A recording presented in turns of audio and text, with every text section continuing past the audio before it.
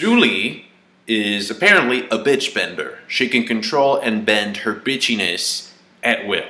I'm just kidding.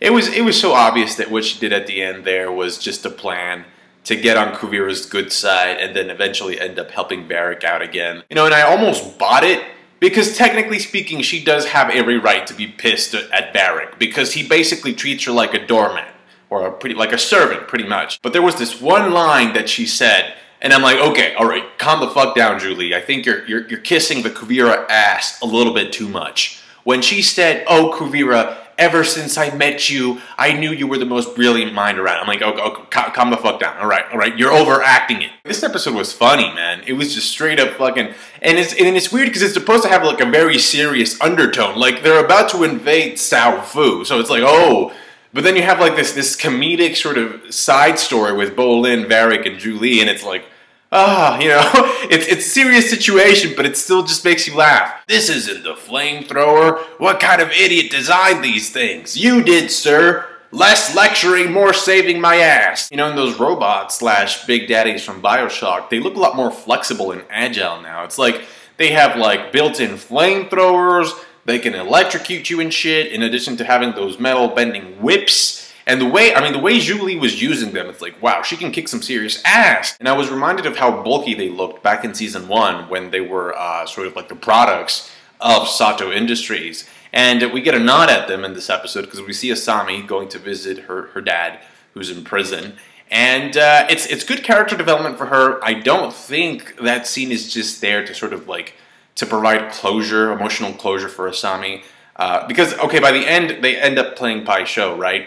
And that's a reference to the time where, remember, Bolin was actually challenging Asami to play a game of Pai Sho, and she would always win. So kind of like, we get that explanation of why she's so good. It's because she always played with her dad. I don't know if that implies that there's some type of relation with the Lotus organizations, like either the red or the white, I don't know. Probably not. But I do think that the dad, or Asami's dad, wasn't brought back just to do that. I think there has to be some type of setup so that they can sort of try to find a way to defeat Kuvira's technology that she's using now, which we know is incredibly powerful. I mean, we saw what that spirit laser did. That beam was huge, okay? And it's going to be used, it's obvious that it's going to be used against Korra, because Korra can't be defeated right now through bending. So there has to be some other way for the antagonist of the show to deal some serious damage, all right? So what can you use? Well, you can use spiritual energy. So maybe you can have those same robots shoot spiritual lasers from their arms and have Kuvira wear one of them, or like the best one, to fight Korra in the end. The story progression for this episode was actually pretty big, because Bolin realizes that he's been wrong all this time about Kuvira, which means he eventually has to apologize to Mako. That's obvious. We see him lava bending in this episode, which we haven't seen since the finale of last season. Now there's something that Opal says in this episode that just made me fucking realize,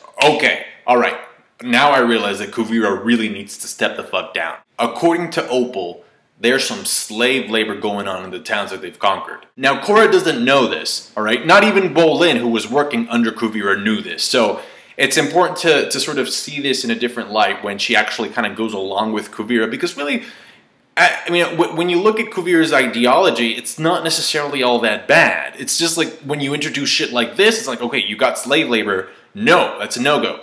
And it doesn't really help Sue's case that before Korra went to talk to Kuvira, Sue actually told her what happened, which is basically that Sue was offered a leadership position and she didn't take it. She just didn't want to step up. And that's okay. There's people that just don't want to be leaders. That's fine. Then you also have to acknowledge the consequences of that, which is that there are some people that do want change and will step up, regardless of whether or not they're fit for that position. Another thing that I think pushed Korra to sort of align herself a little bit more with Kuvira in this episode is the fact that Kuvira kind of made her feel guilty. Maybe not intentionally, because she was just stating a fact. When you left, the world was in chaos. The Earth Kingdom was fucking falling apart. And so you could see that expression in Korra's face, like, yeah, I fucking did bail at the wrong time. She's considering other alternatives because, I mean, the first thing she would have done in the past was fight Kuvira straight on, right? And which is why Milo and myself, we were kind of disappointed because we were like, oh man, we wanted to fight.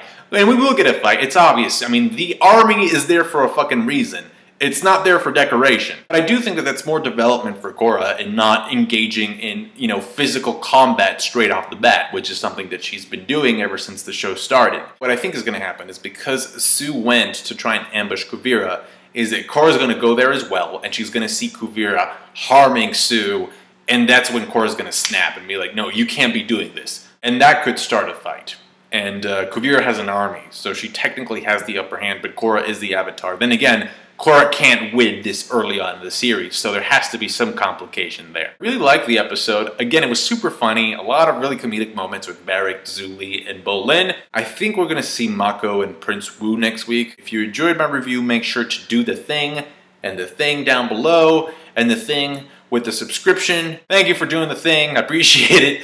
I'll catch all of you guys later. Bye.